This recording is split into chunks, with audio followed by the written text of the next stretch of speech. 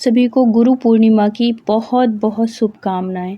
तो अगर आप अपने जीवन में परेशान रहते हैं और कई मुश्किलों का सामना करना पड़ रहा है या फिर गुरु पूर्णिमा के मौके पर गुरु या चंद्र दोष से मुक्ति पाना चाहते हैं, तो आप गुरु पूर्णिमा के दिन ये व्रत कथा अवश्य सुनिएगा। हिंदू धर्म में ज्ञान, प्रेरणा और मार्गदर्शन के लिए गुरु पूर्णिमा का बहुत महत्व है।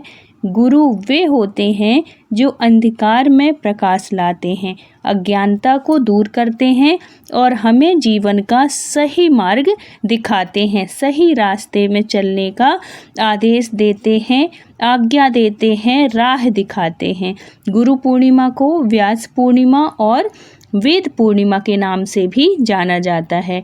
यह पर्व हर साल आषाढ़ मास की पूर्णिमा तिथि को मनाया जाता है।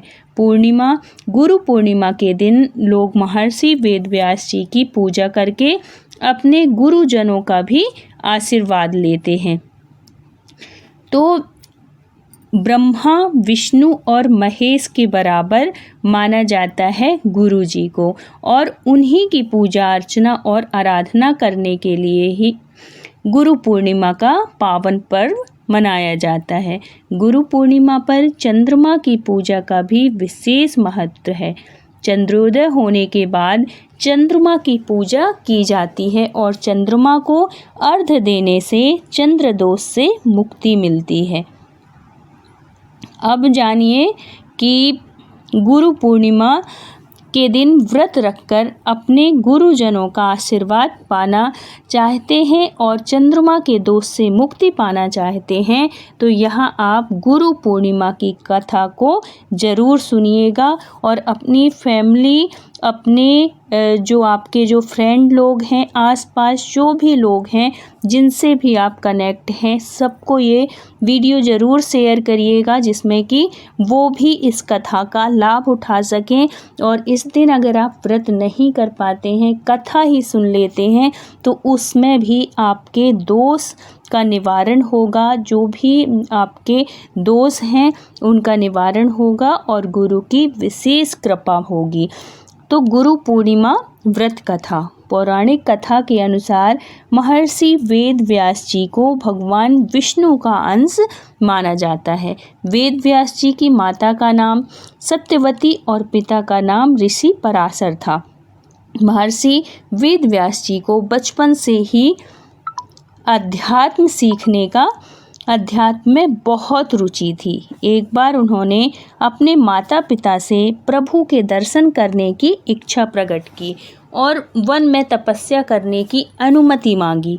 वेद व्यास जी की इस बात को सुनकर उनकी जो माता जी थी उन्हें अच्छा नहीं लगा और वो उन्हें वन जाने के लिए मना कर दी, रोक दी, क्योंकि वेद व्यास जी वन जाते तो उनको डर था, क्योंकि जंगल रहता और जंगल में सारे वन जीव रहते हैं, जिसकी वजह से माँ को डर लग रहा था।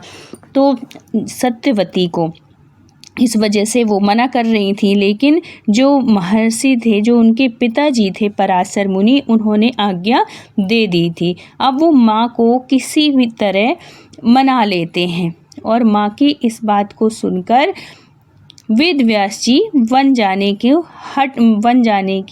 हट करने लगे। वेद व्यास जी के हट करने की वजह से माता सत्यवती को उन्हें वन जाने की आज्ञा देनी पड़ी।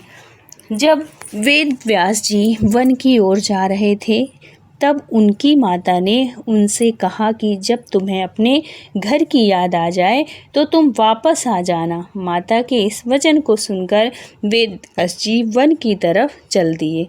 वन में जाकर वेद व्यास जी कठोर तपस्या करने लगे। भगवान के आशीर्वाद से वेद व्यास जी को संस्कृत भाषा का ज्ञान हो गया। इसके बाद उन्होंने वेद लिखा, महाभारत, 18 महापुराणों एवं ब्रह्म सूत्र की रचना की, वहीं तपस्या के टाइम पर ही। लोगों को वेदों का ज्ञान देने की वजह से आज भी इन्हें गुरु पूर्णिमा के दिन प्रथम गुरु के रूप में याद किया जाता है, क्योंकि इन्हीं के माध्यम से हमें वेद और पुराणों की जानकारी मिली है, हमें वेद और पुराण मिले हैं, इसीलिए इनको प्रथम गुरु माना जाता है। तो अगर कहानी अच्छी लगी हो तो प्लीज़ लाइक, शेयर और सब्सक्राइब करिएगा।